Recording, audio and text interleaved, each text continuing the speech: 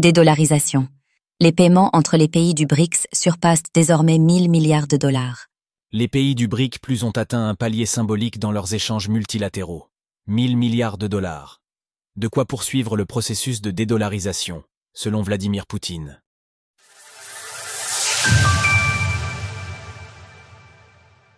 Les BRIC plus continuent d'augmenter leurs échanges.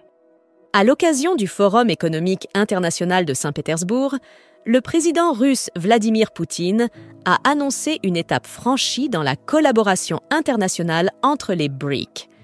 Les échanges commerciaux mutuels entre nos pays ont déjà dépassé 1 000 milliards de dollars et continuent de croître.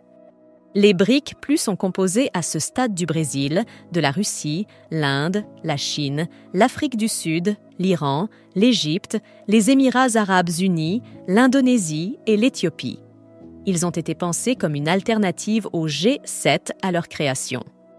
Les candidats à l'entrée dans les BRIC plus sont nombreux.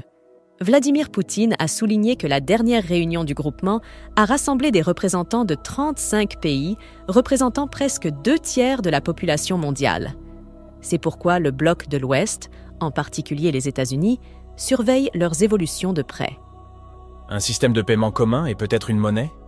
Les BRIC plus élaborent notamment un système de paiement commun, afin de favoriser les échanges entre leurs pays sans passer par le dollar.